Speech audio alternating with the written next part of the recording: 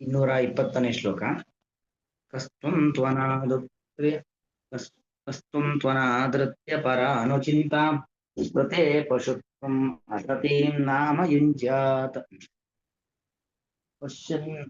ಪಶ್ಯನ್ ಜನಂ ನಿಪತಿತಂ ಭವ ವೈತರಣ್ಯ ಸ್ವಕರ್ಮಜಾನ್ ಪರಿತಾಪಾಂಜುಷಾಣಂ. ಸಹ ತ್ವಂ ತು ಅನಾದೃತ್ಯ ಪರಾನುಚಿಂತಾಂ ಋತೆ ಪಶುತ್ವಂ ಅಸತೀಂ ನಾಮ ಯುಂಜ್ಯಾತ್. ಪಶ್ಯನ್ ಜನಂ ನಿಪತಿತಂ ಭವ ವೈತರಣ್ಯಾಂ ಸ್ವಕರ್ಮಜಾನ್ ಪರಿತಾಪಾನ್ ತುಷಾಣಂ. ಇದು ದ್ವಿತೀಯ ಸ್ಕಂದದಲ್ಲಿ ಬಂದಿರತಕ್ಕಂಥ ಮಾತು. ಶುಕಾಚಾರ್ಯರು ಮಾಡುವಂತ ಉಪದೇಶ. ಭಗವಂತನನ್ನ ಯಾರು ಅನಾದೃತ್ಯ ತಿರಸ್ಕಾರವಾಗಿ ಕಂಡು, ಅಂದರೆ ದೇವರಿದ್ದಾನೆ ಎಂಬ ಒಂದು ಎಚ್ಚರಿಕೆಯೂ ಇಲ್ಲದೇನೆ ಅವ್ರಿಗೆ ಹೇಗೆ ಬೇಕೋ ಆ ರೀತಿಯಾಗಿರ್ತಾರೋ ಆ ರೀತಿಯಾಗಿ ಇದ್ದು, ಅದರಿಂದ ಏನು ಭಗವಂತನನ್ನ ತಿರಸ್ಕಾರ ಮಾಡಿದ್ರಿಂದ ಅವ್ರಿಗೆ ಅನರ್ಥವೇ ಹೊರತು ಅದರಿಂದ ಯಾವುದೇ ರೀತಿಯಾಗಿರ್ತಕ್ಕಂತಹ ಶ್ರೇಯಸ್ಸಿಲ್ಲ. ದೇವರನ್ನ ತಿರಸ್ಕಾರ ಮಾಡಿದ್ರಿಂದಾಗಿ ಅವರಿಗೆ ತೊಂದರೆನೇ ಆಗತ್ತೆ. ಅಂತವ್ರು ಪಶುಗಳಿಗೆ ಸಮಾನ ಅಂತ. ಈಗ ಹೇಗೆ ಯಾವುದೋ ಒಂದು ಪಶು ಅದು ಗುಂಡಿಲ್ ಬಿತ್ತು, ಆ ಒಂದು ಪಶು ಗುಂಡಿಲ್ ಬಿದ್ದಿದ್ದನ್ನ ನೋಡಿ ಅದು ಗುಂಡಿಲ್ ಬಿದ್ದಿದೆ, ತೊಂದರೆ ಆಗಿದೆ ಅಂತ ಮತ್ತೊಂದು ಪಶು ಎಚ್ಚರಗೊಳ್ಳೋದಿಲ್ಲ. ಅದೇನ್ ಮಾಡತ್ತೆ, ಅದು ಹೋಗಿ ಅದೇ ಗುಂಡಿಗೆ ಬಿದ್ಬಿಡತ್ತೆ. ಅಂದ್ರೆ ಆ ವಿವೇಕ, ಆಲೋಚನಾ ಮಾಡುವಂತ ಶಕ್ತಿ ಅದು ಪಶುಗಳಲ್ಲಿ ಇರೋದಿಲ್ಲ, ಆದ್ರೆ ಮನುಷ್ಯರಲ್ಲಿ ಇರತ್ತಲ್ವಾ. ಒಬ್ಬ ಕೆಟ್ಟ ಅಂತ ಆದ್ರೆ ಆ ಕೆಟ್ಟವನನ್ನ ನೋಡಿ ಆದ್ರೂ ನಾವು ಆ ತರ ಕೆಡಬಾರದು ಅನ್ನೋ ಭಾವನೆ ಬರಬೇಕು. ಆದರೆ ಕೆಟ್ಟವನನ್ನ ನೋಡಿಯೂ ದೇವರ ಆರಾಧನೆಯನ್ನ ಮಾಡೋದ್ರಿಂದ ಒಳ್ಳೆಯದನ್ನು ಪಡೆದವರನ್ನು ನೋಡಿದ್ದಾನೆ, ಅದನ್ನ ತನ್ನಲ್ಲಿ ಸ್ವೀಕಾರ ಮಾಡ್ತಾ ಇಲ್ಲ. ದೇವರ ಆರಾಧನೆ ಮಾಡದೆ ಕೆಟ್ಟತನವನ್ನ ಪಡೆದವನು ನೋಡಿದ್ದಾನೆ, ಆದ್ರೂ ಕೂಡ ಅದನ್ನ ಬಿಡ್ತಾ ಇಲ್ಲ. ಮತ್ತದೇ ನೀಚ ಮಾರ್ಗದಲ್ಲೇ ಇದ್ದಾನೆ ಹೊರತು ಭಗವಂತನ ಆರಾಧನೆ ಮಾಡುವ ಮಾರ್ಗಕ್ಕೆ ಬರ್ತಾನೆ ಇಲ್ಲ. ಅಂದ್ರೆ ಪಶುವೇ ಸರಿ. ಅಂದ್ರೆ ಯಾರು ಬಿಂಬೋಪಾಸನೆ, ಮುಖ್ಯವಾಗಿ ಬಿಂಬರೂಪಿಯಾಗಿರ್ತಕ್ಕಂಥ ಭಗವಂತನ ಆರಾಧನೆ ಯಾರು ಮಾಡೋದಿಲ್ಲ ಇನ್ನು ಪಶು ಎಂಬುದಾಗಿ ಶುಕಾಚಾರ್ಯರು ಹೇಳ್ತಾ ಇದ್ದಾರೆ.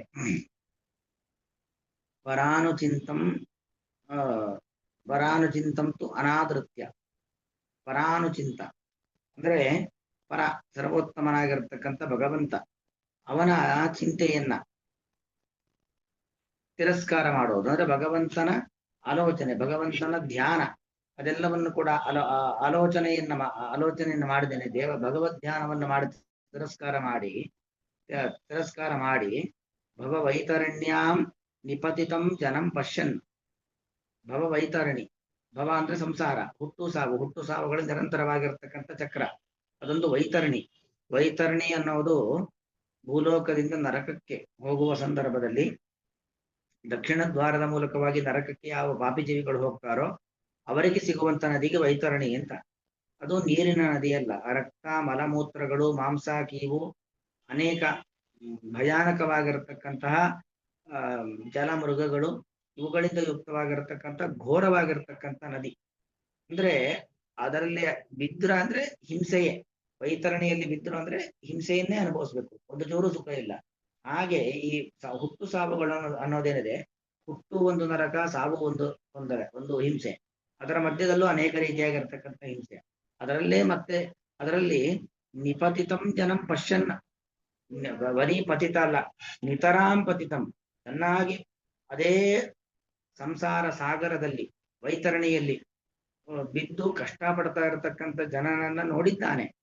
ಪಶ್ಯನ್ ನೋಡಿದ್ರೂ ಕೂಡ ಸ್ವಕರ್ಮಜಾನ್ ಪರಿತಾಪನ್ ಜುಷಾಣಂ, ಆಗಿದ್ರೂ ಕೂಡ ಸ್ವಕರ್ಮಜಂ ಪರಿತಾಪಾನ್ ಜುಷಾಣಂ, ತನ್ನ ಕ್ರಿಯೆಗಳು, ಸ್ವಕರ್ಮ ಅಂದ್ರೆ ತಾನು ಮಾಡುವಂತ ಕೆಟ್ಟ ಕರ್ಮಗಳು, ಅದರಿಂದಾಗಿ ಪರಿತಾಪಾನ್ ಉಂಟಾಗುವಂತ ಅನೇಕ ರೀತಿಯಾಗಿರ್ತಕ್ಕಂಥ ದುಃಖಗಳು, ಮಾಡುವಂತಹ ಸ್ವಕರ್ಮ ಕೆಟ್ಟ ಕರ್ಮದಿಂದ ಯಾವತ್ತೂ ಒಳ್ಳೇದಾಗುವುದಿಲ್ಲ. ಅದರಿಂದ ಏನಾಗುತ್ತೆ, ಪರಿತಾಪಗಳು, ಪರಿತಃ ತಾಪ ಪರಿತಾಪ, ಅನೇಕ ದೈಹಿಕವಾಗಿ ತೊಂದರೆ, ಮಾನಸಿಕವಾಗಿ ತೊಂದರೆ ಅಲ್ವಾ. ಕೆಟ್ಟದ್ ಮಾಡಿದವ್ರಿಗೆ, ಕೆಟ್ಟದ್ ಮಾಡಿದ್ದೀನಿ ಅಂತ ಮಾನಸಿಕವಾದ ಕಿರಿಕಿರಿ, ಅವನನ್ನ ಕೆಟ್ಟದ್ದನ್ನು ಮಾಡಿದ್ದನ್ನು ಸಮಾಜ ಗುರುತಿಸ್ತು ಅಂತ ಸಮಾಜದಿಂದ ಶಿಕ್ಷೆ ಸಿಗತ್ತೆ, ಆ ಶಿಕ್ಷೆ ಸಿಗ್ತಾನ ಅಂತ ಮತ್ತೊಂದು ಮಾನಸಿಕವಾದ ಕಿರಿಕಿರಿ. ಹೀಗೆ ಪರಿತಃ ತಾಪ, ಒಳಗು ಹೊರಗು ಎಲ್ಲಾ ಕಡೆಯಿಂದಲೂ ಕೂಡ ದುಃಖ ಆಗ್ತಾ ಇರುತ್ತೆ. ಅದನ್ನು ಅವನು ಜುಷಾಣ, ಅದನ್ನು ಸೇವಿಸ್ತಾನೆ ಇರ್ತಾನೆ.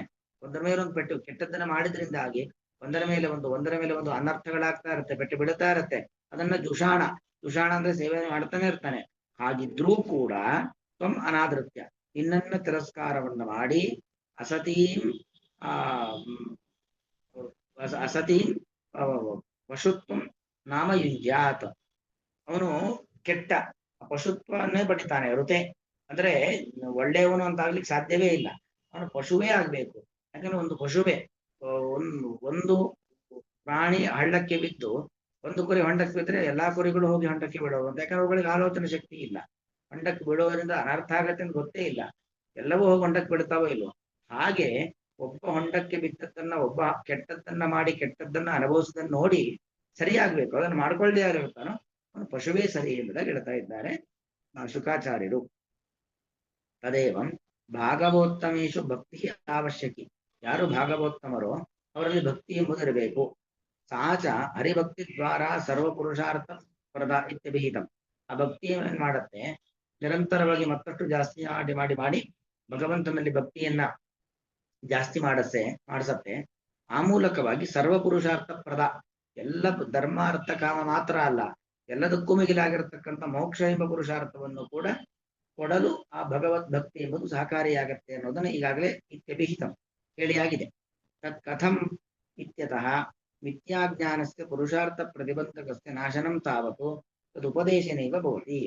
ಅದು ಹೇಗೆ ಭಕ್ತಿಯಿಂದಾಗಿ ಮುಕ್ತಿಗೆ ಹೋಗೋದು ಹೇಗೆ ಅಂತ ಹೇಳಿದ್ರೆ, ಮಿಥ್ಯಾಜ್ಞಾನ ಮೊದಲು ನಮಗೇನಿರುತ್ತೆ, ಅಜ್ಞಾನ, ಸರಿಯಾದ ತಿಳುವಳಿಕೆ ಇರೋದಿಲ್ಲ ದೇವರ ಬಗ್ಗೆ, ದೇವರಿಂದ ನಿರ್ಮಾಣವಾಗಿರತಕ್ಕಂಥ ಪ್ರಪಂಚದ ಬಗ್ಗೆ, ದೇವರ ಅಧೀನದಲ್ಲಿರತಕ್ಕಂಥ ನಮ್ಮ ಬಗ್ಗೆ ಯಾವುದ್ರ ಬಗ್ಗೆಯೂ ಸರಿಯಾದ ತಿಳುವಳಿಕೆ ಇರೋದಿಲ್ಲ, ಅಜ್ಞಾನ ಇರುತ್ತೆ. ಮಿಥ್ಯಾಜ್ಞಾನಸ್ಯ ಅದೇನಾಗುತ್ತೆ, ಅಜ್ಞಾನ ಎಂಬುವಂಥದ್ದು ಪುರುಷಾರ್ಥ ಪ್ರತಿಬಂಧಕ. ಪುರುಷಾರ್ಥ ಅಂದ್ರೆ ಮೋಕ್ಷ, ಮೋಕ್ಷವನ್ನ ಪಡೆಯಲಿಕ್ಕೆ ವಿಘ್ನವಾಗಿ ಅಡೆತಡೆಯಾಗಿ ಇರುತ್ತೆ, ಪ್ರತಿಬಂಧಕವಾಗಿರುತ್ತೆ. ಆ ಪ್ರತಿಬಂಧಕದ ನಾಶ ಆಗ್ಬೇಕಲ್ವಾ. ಈಗ ಒಂದು ಕಡೆಗೆ ಹೋಗ್ಬೇಕು, ಅಲ್ಲಿ ಅಡ್ಡ ತಂತಿ ಬೇಲೆ ಹಾಕ್ಬಿಟ್ರೆ ನಾವು ಹೋಗ್ಲಿಕ್ಕಾಗತ್ತಾ? ತಂತಿ ಬೇಲೆ ಎಂಬುದು ಪ್ರತಿಬಂಧಕ, ತಂತಿ ಬೇಲೆ ತೆಗೆದ್ರೆ ಮುಂದಕ್ಕೆ ಹೋಗ್ಬೋದು. ಹಾಗೆ ಮೋಕ್ಷಕ್ಕೆ ಹೋಗ್ಬೇಕು, ಆ ಮೋಕ್ಷಕ್ಕೆ ಹೋಗ್ಬೇಕು ಅಂತಾದ್ರೆ ಮಿಥ್ಯಾಜ್ಞಾನ, ಅಜ್ಞಾನ ಎಂಬುದು ಪ್ರತಿಬಂಧಕ. ಆ ಪ್ರತಿಬಂಧಕ ಹೇಗೆ ದೂರವಾಗತ್ತೆ, ನಾಶನಂ ತಾವತು, ಆ ನಾಶ, ಆ ಪ್ರತಿಬಂಧಕ ದೂರ ಹೇಗಾಗತ್ತೆ ಅಂದ್ರೆ ಉಪದೇಶೇನೈವ ಭವತಿ. ಬಿಂಬೋಪಾಸಕ ಗುರುಗಳು ಅಂತ ಯಾರಿದ್ದಾರೋ ಅವರು ಮಾಡತಕ್ಕಂಥ ಉಪದೇಶದಿಂದಲೇ ನಮ್ಮ ಮಿಥ್ಯಾಜ್ಞಾನ ಎಂಬುದು ದೂರವಾಗುತ್ತದೆ. ತತಃ ತನ್ನಿವೃತ್ತೆ ತತ್ರ ಭಕ್ತಿ ಅವಶ್ಯಕಿ. ಹಾಗಾಗಿ ನಮಗೆ ಇರತಕ್ಕಂಥ ಅಜ್ಞಾನ ಇದೆಯಲ್ಲ, ಮಿಥ್ಯಾಜ್ಞಾನ, ಅಜ್ಞಾನ, ಅದು ದೂರವಾಗಬೇಕು ಅಂತಾದ್ರೆ ನಾವು ಅವರಿಂದ ಉಪದೇಶವನ್ನು ಪಡಿಬೇಕು. ಉಪದೇಶವನ್ನು ಪಡಿಬೇಕು ಅಂತಾದ್ರೆ ಅಂಥವರಲ್ಲಿ ಭಕ್ತಿ ಇರಬೇಕು. ಅಂಥವರಲ್ಲಿ ಭಕ್ತಿ ಬರಬೇಕು ಅಂತ ಆದ್ರೆ, ಬಿಂಬೋಪಾಸಕ ಗುರುಗಳಲ್ಲಿ ಭಕ್ತಿ ಬರಬೇಕು ಅಂತಾದ್ರೆ ಬಿಂಬರೂಪಿಯಾಗಿರ್ತಕ್ಕಂಥ ಭಗವಂತನಲ್ಲೂ ಭಕ್ತಿ ಇರಬೇಕು. ಯಾಕಂದ್ರೆ ಅದ್ರ ಬಗ್ಗೆ ಆಸಕ್ತಿ ಬೇಕಲ್ಲ ನಮ್ಗೆ, ದೇವರನ್ನ ತಿಳಿಬೇಕು ಅಂತ ಆಸಕ್ತಿ ಭಕ್ತಿ ಇದ್ರೆ ಮಾತ್ರ ಇದೆಲ್ಲ ಸಾಧ್ಯ. ಹಾಗಾಗಿ ತನ್ನಿವೃತ್ತೆ ತತ್ರ ಭಕ್ತಿ ಅವಶ್ಯಕಿ. ತದರ್ಥಂ ಸತತಂ ಸಂತತಂ ತತ್ಸೇವನಂ ಅವಶ್ಯಕಂ. ಹಾಗಾಗಿ ನಿರಂತರವಾಗಿ ಅಂತಹ ಬಿಂಬೋಪಾಸಕ ಗುರುಗಳು ಅಂತ ಯಾರಿದ್ದಾರೋ ಅವರ ಸೇವೆಯನ್ನ ಮಾಡಬೇಕು. ಸಂತತಂ ತತ್ಸೇವನಂ ಅವಶ್ಯಕಂ ಇತಿ ವದಿಷ್ಯನ್. ಇದನ್ನ ಹೇಳಿಕೋಸ್ಕರವಾಗಿ ಮಿಥ್ಯಾಜ್ಞಾನ ತ್ಯಜನೆ. ಮಿಥ್ಯಾಜ್ಞಾನ ಅಂದ್ರೆ ಅಜ್ಞಾನ, ದೇವರು ಸರ್ವೋತ್ತಮ ಆದ್ರೆ ಸರ್ವೋತ್ತಮ ಅಲ್ಲ ಅಂತ ಅನ್ಕೊಳ್ಳೋದು, ನಾವು ಭಗವಂತನ ಅಧೀನ ಆದ್ರೆ ನಾವು ಭಗವಂತನ ಅಧೀನ ಅಲ್ಲ, ನಾವೇ ಸ್ವತಂತ್ರರು ಅಂತ ತಿಳ್ಕೊಳ್ಳೋದು, ಎಲ್ಲ ಮಿಥ್ಯಾಜ್ಞಾನಗಳು. ಈ ಮಿಥ್ಯಾಜ್ಞಾನ ನಾವು ಬಿಡಬೇಕು. ಮಿಥ್ಯಾಜ್ಞಾನ ತ್ಯಜನೆ ಆದರ ಜನನಾಯ ಮಿಥ್ಯಾಜ್ಞಾನಿನಃ ತಾವತ್ ನಿಂದತಿ. ಮಿಥ್ಯಾಜ್ಞಾನವನ್ನು ಬಿಡಬೇಕು. ಅದಕ್ಕೋಸ್ಕರವಾಗಿ ಮೊದಲಿಗೆ ಮಿಥ್ಯಾಜ್ಞಾನ ಇರೋ ವ್ಯಕ್ತಿಗಳು ಯಾರಿದ್ದಾರೋ, ಅಜ್ಞಾನಿಗಳು ಅಂತ ಯಾರಿದ್ದಾರೋ, ನಿರಂತರವಾಗಿ ದುಷ್ಕರ್ಮಗಳನ್ನೇ ಮಾಡಿಕೊಂಡಿರತಕ್ಕಂತಹ ಅಜ್ಞಾನಿಗಳು ಅಂತ ಯಾರಿದ್ದಾರೋ ಅವರನ್ನ ತಾವತ್ ನಿಂದತಿ, ಮೊದಲಿಗೆ ಅವರನ್ನು ಬೈತಾ ಇದ್ದಾರೆ. ಯಾಕಂದ್ರೆ ಅವರು ಅತ್ಯಂತ ನೀಚರು ನಿಕೃಷ್ಟರು ಅಂತ ಆದ್ಮೇಲೆ ನಾವು ಆ ರೀತಿಯಾಗಿ ಇರಬಾರ್ದು. ಯಾರು ನಿಂದನೆಗೊಳಗಾಗ್ತಾರೋ ಅವರ ವ್ಯಕ್ತಿತ್ವವನ್ನು ನೋಡಿ ನಾವು ಒಳಗಾಗಬಾರ್ದು ಅಂದ್ರೆ ಅಂತಹ ವ್ಯಕ್ತಿತ್ವವನ್ನು ದೂರ ಮಾಡ್ಕೊಳ್ಬೇಕು ಅನ್ನೋ ಪರಿಜ್ಞಾನ ಎಲ್ಲರಿಗೂ ಇರುತ್ತೆ. ಅದಕ್ಕೋಸ್ಕರವಾಗಿ ಅಂತಹ ಅಜ್ಞಾನಿಗಳನ್ನ, ಮಿಥ್ಯಾಜ್ಞಾನಿಗಳನ್ನ ಮೊದಲಿಗೆ ನಿಂದನೆ ಮಾಡ್ತಾ ಇದ್ದಾರೆ. ಕಸ್ತಂ ತತ್ತತ್ ಕ್ರಿಯಾಕಾರಕತೆಯ ತೇಷು ತೇಷು ಪದಾರ್ಥೇಷು ಸ್ಥಿತಂ ತತ್ತನ್ನಾಮಕಂ ಸರ್ವ ಪುರುಷಾರ್ಥಪ್ರದಂ ತಥೈವ ಸರ್ವೇಷಾಂ ಅನಿಮಿತ್ತ ಬಂಧುಮಪಿ ಹರಿಂ ಈದೃಶತೆಯ ಕದಾಪಿ ಅನನುಸಂಧಾಯ ಅನೀದೃಶಾನಾಂ ಈದೃಶತೆಯ ಅನುಸಂಧಾನಂ ಪಶುತ್ವಂ ವಿನ ಕಹ ಮನುಷ್ಯ ನಾಮ ಕುರ್ಯಾತ್. ನೋಡಿ, ಕಹ ತಮ್ ತಂತು ಅನಾದೃತ್ಯ, ಯಾರು ತಾನೇ ಅವನನ್ನು ತಿರಸ್ಕರಿಸಿ ಅಂತ. ಅವನು ಅಂದ್ರೆ ಯಾರು? ಭಗವಂತ. ಭಗವಂತ ಎಂತವನು ಅಂದ್ರೆ ತತ್ತತ್ ಕ್ರಿಯಾಕಾರಕತೆಯ, ಅಂದ್ರೆ ಏನೇನು ನಾವು ಕ್ರಿಯೆಗಳನ್ನ ಮಾಡ್ತೀವೋ ಆ ಕ್ರಿಯೆಯನ್ನ ಮಾಡಿಸುವವನು ಭಗವಂತ. ಒಂದು ಕ್ರಿಯೆ ಆಗ್ಬೇಕಾದ್ರೆ ಕರ್ತೃ ಬೇಕು, ಕರ್ಮ ಬೇಕು, ಕರ್ಣ ಬೇಕು, ಎಲ್ಲ ಆ ಕ್ರಿಯೆಯನ್ನ ಮಾಡೋವನು. ಗೀತೆಯಲ್ಲಿ ಶ್ಲೋಕ ಇದೆಯಲ್ಲ, ಬ್ರಹ್ಮಾರ್ಪಣಂ ಬ್ರಹ್ಮಹವಿಹಿ ಬ್ರಹ್ಮಾಗ್ನೋ ಬ್ರಹ್ಮಣಾಹುತಂ ಬ್ರಹ್ಮೈವ ತೇನ ಗಂತವ್ಯಂ ಬ್ರಹ್ಮಕರ್ಮ ಸಮಾಧಿನ ಅಂತ. ಒಂದು ಯಜ್ಞ ಅಂತ ಆಗ್ಬೇಕು ಅಂತಾದ್ರೆ ಯಜ್ಞದ ಅಗ್ನಿಯೂ ಭಗವಂತ, ಯಜ್ಞದ ಹವಿರ್ ಪದಾರ್ಥಗಳು ಭಗವಂತ, ಯಜ್ಞ ಮಾಡಿಸುವ ಯಜಮಾನನು ಭಗವಂತ, ಯಜ್ಞದಲ್ಲಿ ಪಾಲ್ಗೊಳ್ಳುವಂತ ಪುರೋಹಿತನು ಭಗವಂತ, ಕೊಡುವ ದಕ್ಷಿಣೆಯೂ ಭಗವನ್ಮಯ, ಎಲ್ಲವೂ ಭಗವಂತನೇ. ಹಾಗಾಗಿ ತತ್ತತ್ ಕ್ರಿಯಾಕಾರಕತೆಯ, ಪ್ರತಿಯೊಂದು ಕ್ರಿಯೆಗಳು ಆ ಕ್ರಿಯೆ ಆಗ್ಲಿಕ್ಕೆ ಬೇಕಾಗಿರ್ತಕ್ಕಂಥ ಕಾರಕಗಳು ದೇಶು ದೇಶು ಪದಾರ್ಥೇಶು ಸ್ಥಿತಂ, ಮತ್ತು ಆ ಕಾರಕಗಳ ಏನೇನು ವಸ್ತುಗಳು ಅಂತ ನಮಗೆ ಬೇಕೋ, ಏನೇ ಒಂದು ಪ್ರಕ್ರಿಯೆಗಳನ್ನು ನಡೆಸಲಿಕ್ಕೆ ಅದರಲ್ಲಿ ಎಲ್ಲದರಲ್ಲೂ ಕೂಡ ಇರುವಂತಹ ತತ್ತನ್ನಾಮಕಂ. ನಾವು ಪುಸ್ತಕವನ್ನು ಬಳಸಿದ್ರೆ ಭಗವಂತ ಪುಸ್ತಕದಲ್ಲಿ ಪುಸ್ತಕ ನಾಮಕನಾಗಿದ್ದಾನೆ. ನಾವು ಬಾಗಿಲನ್ನ ಪೂಜಿಸಿದ್ರೆ ಬಾಗಿಲನ್ನೇ ದ್ವಾರ ನಾಮಕನಾಗಿ ಬಾಗಿಲು ಎಂಬ ಹೆಸರಿನಿಂದ ಭಗವಂತ ಇದ್ದಾನೆ. ಹೀಗೆ ತತ್ತನ್ನಾಮಕಂ. ಒಬ್ಬ ವ್ಯಕ್ತಿ ಅವನು ನಾವು ಗುರು ಅಂತ ನಮಸ್ಕಾರ ಮಾಡಿದ್ರೆ ಗುರುವಿನಲ್ಲಿ ಗುರುವಿನ ರೂಪದಿಂದ ಇದ್ದಾನೆ. ಇದರ ತಂದೆ ತಾಯಿ ಇದ್ದಾರೆ, ಅವರನ್ನ ಮಾತಾಪಿತೃಗಳು ಅಂತ ನಾವು ನಮಸ್ಕಾರ ಮಾಡಿದ್ರೆ ಮಾತಾಪಿತೃ ನಾಮಕನಾಗಿ ಭಗವಂತ ಇದ್ದಾನೆ. ತತ್ತನ್ನಾಮಕಂ. ಆಯಾಯ ಹೆಸರುಗಳಿಂದಾಗಿ ಯಾವ ಯಾವ ವ್ಯಕ್ತಿಯಿಂದ ನಾವು ಗೌರವಿಸ್ತೇವೋ ಆಯಾಯ ವ್ಯಕ್ತಿಗಳ ಒಳಗೆ, ಆಯಾಯ ವಸ್ತುಗಳ ಒಳಗೆ, ಆಯಾಯ ಹೆಸರುಗಳಿಂದಾಗಿ ತತ್ತನ್ನಾಮಕಂ, ಆಯಾಯ ಹೆಸರುಗಳಿಂದ ಇದ್ದಾನೆ. ಸರ್ವ ಪುರುಷಾರ್ಥ ಪ್ರದಂ, ಎಲ್ಲ ಪುರುಷಾರ್ಥ, ಬರೀ ಮೋಕ್ಷ ಅಲ್ಲ, ಧರ್ಮ ಅರ್ಥ ಕಾಮ ಐಹಿಕ ಮತ್ತು ಪಾರತ್ರಿಕವಾದ ಸಕಲ ಪುರುಷಾರ್ಥಗಳನ್ನು ಕೊಡುವಂತಹ ತಥೈವ ಸರ್ವೇಶಾಂ ಅನಿಮಿತ್ತ ಬಂಧು. ಹಾಗಾಗಿ ಭಗವಂತ ಎಲ್ಲರಿಗೂ ಅನಿಮಿತ್ತ ಬಂಧು, ಕಾರಣ ಇಲ್ಲದೆ ಬಂಧು. ನಮಗೆ ಒಂದು ಕಾರಣ ಇರುತ್ತೆ, ಅವ್ನು ನಮ್ ದೊಡ್ಡಪ್ಪನ ಮಗ, ಚಿಕ್ಕಪ್ಪನ ಮಗ, ತಂಗಿ ಮಗ, ಈ ತರ ಏನೇನೋ ಕಾರಣಗಳಿರ್ತವೆ. ಭಗವಂತನಿಗೆ ಹಾಗಲ್ಲ, ಅನಿಮಿತ್ತ ಬಂಧು, ಯಾವುದೇ ರಕ್ತ ಸಂಬಂಧಗಳಿಲ್ಲದೆ ಭಗವಂತ ಬಂಧು.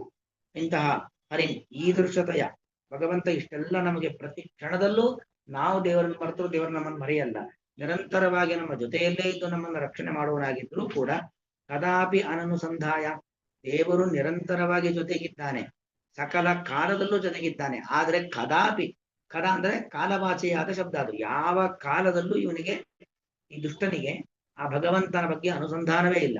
ಭಗವಂತ ಸಕಲ ಕಾಲದಲ್ಲಿ ಜೊತೆಲಿದ್ದರೂ ಕೂಡ ಈ ದುರ್ಜನನಿಗೆ ಮಾತ್ರ ಭಗವಂತನ ಬಗ್ಗೆ ಕದಾಪಿ ಯಾವ ಕಾಲದಲ್ಲೂ ಕೂಡ, ಒಳ್ಳೆ ಸಂದರ್ಭದಲ್ಲಿ, ಕೆಟ್ಟ ಸಂದರ್ಭದಲ್ಲಿ, ದುಃಖ ದುಮ್ಮಾನಗಳಲ್ಲಿ, ಅನಾರೋಗ್ಯಗಳಲ್ಲಿ, ಯಾವ ಸಂದರ್ಭದಲ್ಲೂ ಕೂಡ ಅವನಿಗೆ ದೇವರ ಬಗ್ಗೆ ಅರಿವೇ ಇಲ್ಲ. ಕದಾಪಿ ಅನನುಸಂಧಾಯ ಅನೀದೃಶಾನಾಂ, ಈದೃಶತೆಯ ಅನುಸಂಧಾನಂ ಅಂದ್ರೆ ಅನೀದೃಶಾನಾಂ, ದೇವರ ಬಗ್ಗೆ ದೃಷ್ಟಿಯೇ ಇಲ್ಲೇ ಇರತಕ್ಕಂತಹ ಈದೃಶಯ, ಇಂತಹ ಅನುಸಂಧಾನ ಪಶುತ್ವಮಿನ ಕಹ ಮನುಷ್ಯನಾಮ ಕುರಿಯಾತ. ಈ ತರ ಇರಲಿಕ್ಕೆ ಅನುಸಂಧಾನ, ದೇವರನ್ನು ಮರೆತು ಬದುಕಲಿಕ್ಕೆ ಯಾರಿಗೆ ತಾನೇ ಸಾಧ್ಯ? ಅವನು ಪಶುವೇ ಆಗಿರಬೇಕು. ಪಶು ಬಿಟ್ಟು ಮತ್ತೆ ಯಾರು ಕೂಡ ಹೀಗಿರ್ಲಿಕ್ಕೆ ಸಾಧ್ಯವಿಲ್ಲ. ಕಥಾ ಕುರ್ವಾಣ ಪಶುರೇವ, ಯಾರು ಹೀಗೆ ನಿರಂತರವಾಗಿ ಭಗವಂತನನ್ನ ಮರೆತು ಬದುಕ್ತಾನೋ ಅವನು ಪಶುವೇ ಆಗಿರ್ತಾನೆ. ಕುತಃ ಸಹ ಪಶು, ಯಾಕವನು ಪಶು ಅಂತ ಪ್ರಶ್ನೆ ಬಂದ್ರೆ ಇತ್ಯತಃ, ಏಕೆ ಯಥಾಹಿ ಪಶು ಕೂಪಾದಿಕೆ ಪತಿತಂ ತತ್ರ ದುಃಖಾನೇ ಅನುಭವಂತಂ ಅನ್ಯಂ ಪಶುಂ ದೃಷ್ಟ. ಒಂದು ಪಶು, ಅದರ ಒಂದು ಕುರಿ, ಒಂದು ಕೂಪ, ಒಂದು ಬಾವಿಯಲ್ಲಿ ಬಿದ್ದು ತತ್ರ ದುಃಖಾನೇ ಅನುಭವಂತಂ, ಬಿದ್ದು ದುಃಖವನ್ನ ಅನುಭವಿಸ್ತಾ ಇರುವಂತ, ಮೇಲೆತ್ತು ಬರ್ಲಿಕ್ಕೆ ಆಗದೆ ಹೋಗ್ತಾ ಇರತಕ್ಕಂತಹ ಅನ್ಯಂ ಪಶುಂ ದೃಷ್ಟ, ಮತ್ತೊಂದು ಪಶುವನ್ನ ನೋಡಿಯೂ ಕೂಡ ಕೂಪಾದಿಕಂ ಅನರ್ಥ ಸಾಧನಮಿತಿ ಜಾನನ್ನಪಿ, ಒಳಗಡೆ ಬಿದ್ದರೆ ತೊಂದರೆ ಆಗತ್ತೆ ಅಂತ ಗೊತ್ತಿದ್ರೂ ಕೂಡ ಜಾನನ್ನಪಿ ತತ್ರ ಪುನಃ ಸ್ವಯಂ ನಿಪತತಿ, ಹೋಗಿ ಮತ್ತೆ ಅದೇ ಹೊಂಡದಲ್ಲಿ ಬೀಳತ್ತೆ ಅಲ್ವಾ. ಒಂದು ಕುರಿ ಹೊಂಡಕ್ಕೆ ಬಿದ್ರೆ ಎಲ್ಲಾ ಕುರಿ ಹೊಂಡಕ್ಕೆ ಬೀಳತ್ತೆ ಅಂತ ಹೇಳಲ್ವಾ. ಹೀಗೆ ಗೊತ್ತಿದ್ದು ನೋಡಿಯೂ, ಮತ್ತೊಬ್ಬರ ಸಂಕಟವನ್ನು ನೋಡಿಯೂ ಹೋಗಿ ಅದೇ ಹೊಂಡಕ್ಕೆ ಬೀಳ್ತಾವೆ ಪಶುಗಳು. ತಥಾ ಹರಿಂ ಅನಾದೃತ್ಯ ಪರಾನುಚಿಂತಾಂ, ಅಂದ್ರೆ ಭಗವಂತನನ್ನು ತಿರಸ್ಕಾರ ಮಾಡಿ, ಪರಾನುಚಿಂತಾಂ ಪರಸ್ಯ ನಾರಕಂ ದುಃಖಂ ಭವತಿ ಇತಿ ಜಾನನ್ನಪಿ, ಅಂದ್ರೆ ಪರಾನುಚಿಂತ, ಪರ ಅಂದ್ರೆ ಪರಲೋಕದ ಬಗ್ಗೆ ತಿಳ್ಕೊಂಡು, ಯಾರು ಭಗವದ್ ಭಕ್ತರಲ್ಲವೋ ಅವರು ದಕ್ಷಿಣ ದ್ವಾರದ ಮೂಲಕವಾಗಿ ಯಮಲೋಕವನ್ನು ಪ್ರವೇಶಿಸಿ ಅನೇಕ ದುಃಖಗಳನ್ನು ಅನುಭವಿಸ್ತಾರೆ ಅಂತ. ಪರದ ಅನುಚಿಂತೆ, ಈ ದೇಹವನ್ನ ಬಿಟ್ಟ ಮೇಲೆ ಪರ, ತದನಂತರ ಯಾವ ನರಕ ಸಿಗತ್ತೆ, ಅಲ್ಲಿ ಏನೆಲ್ಲ ದುಃಖವನ್ನ ಅನುಭವಿಸ್ಬೇಕಾಗತ್ತೆ ಅನ್ನೋದನ್ನ ತಿಳಿದಿದ್ರೂ ಕೂಡ ಪುನಃ ಮತ್ತು ಸ್ವಯಂ ಪರಿತ್ಯಜ್ಯ, ಮತ್ತೆ ತಾನೂ ಕೂಡ ಯಾರು ಈ ತರ ಕೆಟ್ಟ ಕೆಲಸಗಳನ್ನ ಮಾಡಿದ್ದಾರೋ ಅವರಿಗೆ ಇಂಥ ದುಃಖಗಳು ಸಿಗತ್ತೆ ಅನ್ನೋದನ್ನ ಗರುಡ ಪುರಾಣಾದಿಗಳ ಮೂಲಕವಾಗಿ ತಿಳಿದಿದ್ರೂ ಕೂಡ ಪರಿತ್ಯಜ್ಯ ಸ್ಥಿತಃ ಇತಿ ತತ್ಸದೃಶತ್ವ ಇತ್ಯಾಶಯೇನ ಅವನು ತತ್ಸದೃಶ, ಅವನಂತೆ ಆ ಪಶುವಿನಂತೆ ಇವನು ಕೂಡ ಪಶ್ಯನ್ ಈ ಅಭಿಪ್ರಾಯದಲ್ಲಿ ಹೇಳಿದ್ದು ಈ ಶ್ಲೋಕವನ್ನ. ಪಶ್ಯನ್ ಜನಂ ನಿಪತಿತಂ ಭಗವೈತರಣ್ಯ ಎಂಬುದಾಗಿ ಹೇಳಿತು. ಇದೊಂದು ಸಂವಾದಿಯಾದ ಶ್ಲೋಕವನ್ನು ಹೇಳ್ತಾ ಇದ್ದಾರೆ. ಚತುರ್ವೇದ್ ಚತುರ್ವೇದ್ಯಪಿ ಚತುರ್ವೇದಿ ಅಪಿ ಬಿಡಿಸ್ಕೊಳ್ಳಿ. ಚತುರ್ವೇದ್ಯಪಿ ಯೋ ವಿಪ್ರ ಬಿಡಿಸಿದಾಗ ಚತುರ್ವೇದಿ ಅಪಿ ಯಹ ವಿಪ್ರ ವಾಸುದೇವಂ ನ ವಿಂದತಿ ವೇದವಾದ ಭರಾಕ್ರಾಂತ ಸವೈ ಬ್ರಾಹ್ಮಣ ಗರ್ಧವ. ಚತುರ್ವೇದಿ ಅಪಿ ಯಹ ವಿಪ್ರ, ಋಗ್ವೇದ ಯಜುರ್ವೇದ ಸಾಮವೇದ ಅಥರ್ವವೇದ ಎಲ್ಲ ವೇದಗಳನ್ನ ತಿಳ್ಕೊಂಡಿದ್ದಾನೆ, ವೇದಿ ತಿಳ್ಕೊಂಡವನಾಗಿದ್ದಾನೆ. ಆದರೆ ವಾಸುದೇವಂ ನ ವಿಂದತಿ, ವೇದ ಮಂತ್ರ ಬಾಯಿಗೆ ಗೊತ್ತು, ಆದರೆ ಕಂಠಪಾಠ ಮಾಡಿ ವೇದ ಮಂತ್ರವನ್ನು ಕಲಿತಿದ್ದಾನೆ, ಆದ್ರೆ ದೇವರ ಬಗ್ಗೆ ಗೊತ್ತೇ ಇಲ್ಲ. ವಾಸುದೇವಂ ನ ವಿಂದತಿ, ದೇವರ ಬಗ್ಗೆ ತಿಳ್ಕೊಂಡೇ ಇಲ್ಲ ಅಂತವನು ಸುಮ್ಮನೆ ಒಂದಷ್ಟು ಭಾರ, ವೇದದ ಭಾರವನ್ನು ಹೊತ್ತಂತ ಕತ್ತೆ ಅವನು. ವೇದವಾದ ಭರಾಕ್ರಾಂತ, ವೇದವಾದ ಅಂದ್ರೆ ವೇದದ ಮಾತುಗಳು, ವೇದ ಮಂತ್ರಗಳೆಂಬ ಭಾರವನ್ನು ಹೊತ್ತಿರತಕ್ಕಂಥ ಭರ ಆಕ್ರಾಂತ, ಆ ಭಾರದಿಂದಾಗಿ ಆಕ್ರಾಂತನಾದ ಅಂದ್ರು ಭಾರವನ್ನು ಹೊತ್ತಿರತಕ್ಕಂತಹ ಬ್ರಾಹ್ಮಣ ಗರ್ಧಭ, ಬ್ರಾಹ್ಮಣ ರೂಪದ ಕತ್ತೆ ಅವನು.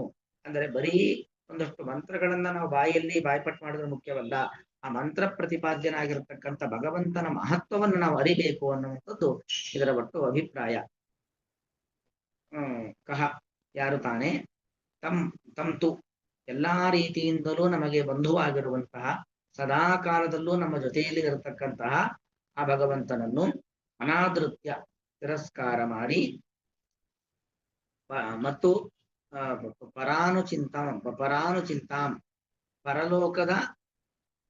ಪರಲೋಕದ ಅನುಚಿಂತೆ ಅಂದ್ರೆ ಅದರ ಸ್ಮರಣೆ, ದೇವರನ್ನ ತಿರಸ್ಕಾರ ಮಾಡುವುದರಿಂದಾಗಿ ಸಿಗುವಂತ ತೊಂದರೆ ಅದೆಲ್ಲವನ್ನು ಕೂಡ ಅನುಸಂಧಾನ ಮಾಡಿದವನಾಗಿದ್ದರೂ ಕೂಡ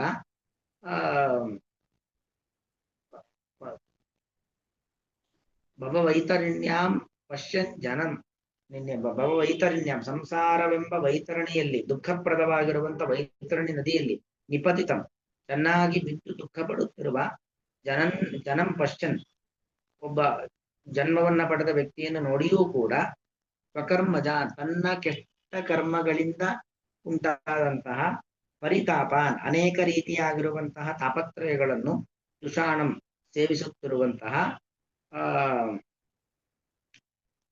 ವ್ಯಕ್ತಿಯನ್ನು ಅಸತೀಂ ಅಥವಾ ಅಸತೀಂ ಕೆಟ್ಟ ವ್ಯಕ್ತಿಯನ್ನು ಪಶುತ್ವಂ ವೃತೆ, ಪಶು ಎಂಬುದನ್ನು ಬಿಟ್ಟು, ವೃತೆ ಅಂದ್ರೆ ಬಿಟ್ಟು, ಅದನ್ನು ಹೊರತುಪಡಿಸಿ ಅಂತ ಅರ್ಥ. ಪಶುತ್ವಂ ವೃತೆ, ಪಶು ಎಂಬ ಹೆಸರನ್ನು ಹೊರತುಪಡಿಸಿ ಅಲ್ಲಿ ಕಿಂ ಅಂದ್ರೆ ಸೇರಿಸ್ಕೊಳ್ಬೇಕು. ಕಿಂ ನಾಮ ಯುಂಜಾತ, ಯಾವ ಹೆಸರು ತಾನೇ ಅವನಿಗೆ ಯೋಗ್ಯವಾದೀತು ಅಂದ್ರೆ ಅವನು ಪಶು ಅಂತಾನೇ ಕರಿಬೇಕು, ಹೊರತು ಬಿಟ್ಟು ಯಾವ ಹೆಸರು ಕೂಡ ಅವನಿಗೆ ಯೋಗ್ಯವಾದದ್ದಲ್ಲ. ಕಸ್ತುಂ ತ್ವನಾದೃತ್ಯ ಪರಾನುಚಿಂತಾಂ ವೃತೆ ಪಶುತ್ವಂ ಅಸತೀಂ ನಾಮ ಯುಂಜಾತ್ ಪಶ್ಯನ್ ಜನಂ ನಿಪತಿತಂ ಭವವೈತರಣ್ಯಾಂ ಸ್ವಕರ್ಮಜಾನ್ ಪರಿತಾಪಾನ್ ಜುಷಾಣಂ. ಈ ಕೃಷ್ಣಾರ್ಪಣ.